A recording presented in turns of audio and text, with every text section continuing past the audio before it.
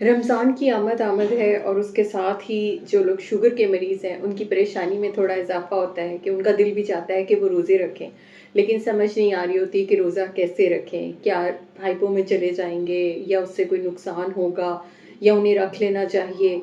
ये बहुत सारे ऐसे सवाल होते हैं जो शुगर के मरीज़ों को रमज़ान से पहले जो है वो शुरू हो जाते हैं। तो आज की वीडियो इसी के मुतालिक है। मैं आपको इस तरीका बताऊँगी कि शुगर के मरीज़ कैसे रोज़ा रख सकते हैं। कौन-सी डिफ़िकल्टीज़ हैं जिनको फ़ेस करना पड़ेगा और कैसे हम इसको मैनेज कर सकते हैं? तो वीडियो को एंड तक लाज़मी देखिएगा। बिस्मिल्लाहिर्रहमानिर्रहीम, अस्सलाम वालेकुम। मैं हूँ डॉक्टर सबा एक दफ़ा फिर आपके साथ जनाब रमज़ान की आमद के साथ शुगर के मरीज़ और रोज़ा। आज का हमारा टॉपिक है।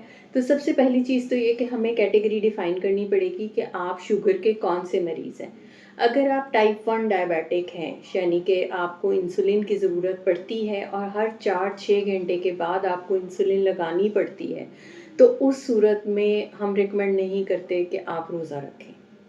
लेकिन वो लोग जो टाइप 2 डायबिटिक हैं या जिनकी इंसुलिन की रिक्वायरमेंट जो है वो 2 दफ़ा है दिन में, यानी एक दफ़ा वो सुबह लगाते हैं और एक दफ़ा वो शाम को लगाते हैं। तो उस सूरत में मैं आगे चल के बताती हूँ कि आपने कैसे अपना रोज़ा जो है वो मैनेज करना है। और वो वाले लोग जो कि टाइप 2 डायबिटीज़ के साथ हैं और उन्होंने गोलियों पर हैं, जिनमें से कुछ जो हैं वो एक्सटेंडेड रिलीज़ प्रिपरेशंस हैं और कुछ जो हैं वो दूसरी जो सडन हाइपो में लेके जाती हैं। कुछ दवाइयाँ ऐसी हैं तो उनके मुतालिक भी हम बात करते हैं। अब सबसे पहली चीज़ ये है कि रोज़े की शुरुआत कैसे करनी है। पहली चीज़ तो ये कि आपका ग्लूकोमीटर हमेशा एक तो अभी आपके पास होगा, ठीक है?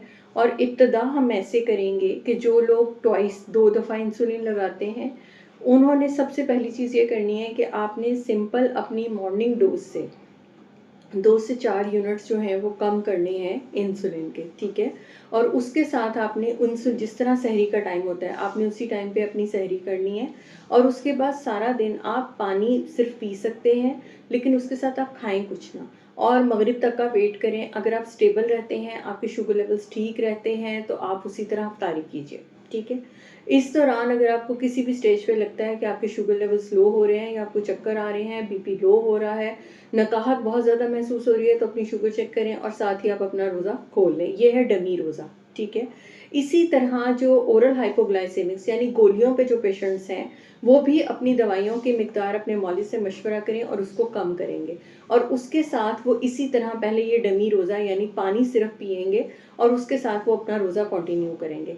जब 1 से 2 मर्तबा आप इस तरह का रोज़ा रख लेते हैं, तो अब इसके बाद आपने ये करना है कि और आप ठीक रहते हैं, कोई शुगर लेवल लो नहीं होते, तो नेक्स्ट टाइम आपने ये करना है कि अब आपने सिंपल उसी तरह रोज़ा रखना है जैसे हम रखते हैं कि आपने सहरी करनी है, पानी नहीं पीना और आपने शाम मगरिब तक का वेट करना है कि आप ठीक रहते हैं। अगर आपके शुगर लेवल्स लो नहीं होते और आप बिल्कुल ठीक रहते हैं और आपको कोई नकाहत महसूस नहीं होती, बीपी लो नहीं होता, आपकी हीमोडायनामिक्स मेंटेन रहती हैं, तो इसका मतलब है आप रोज़ा रख लेंगे, ठीक है?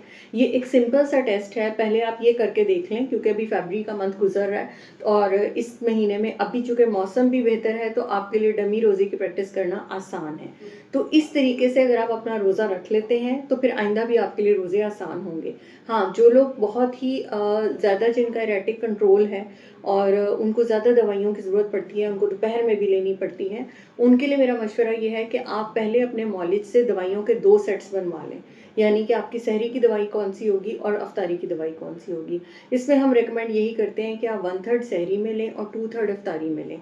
क्योंकि उसके बाद आपके पास सुबह तक का टाइम है कि अगर आपको दरमियान में किसी चीज़ की ज़रूरत पड़ती है या आपको शुगर लेवल्स के लिए देखना पड़ता है, तो आप आराम से कुछ ना कुछ खा सकते हैं। ये है एक सिंपल सी गाइड, लेकिन इसके साथ ही जिस चीज़ का आपने ख़्याल रखना है वो ये रखना है कि आपने मीठे को बहरहाल अवॉइड करना है जब आप अफ्तारी करते हैं या जब आप सहरी करते हैं। कोशिश करें कि आर्टिफ़िशियल स्वीटनर्स या इस तरह की चीज़ों का इस्तेमाल ना करें।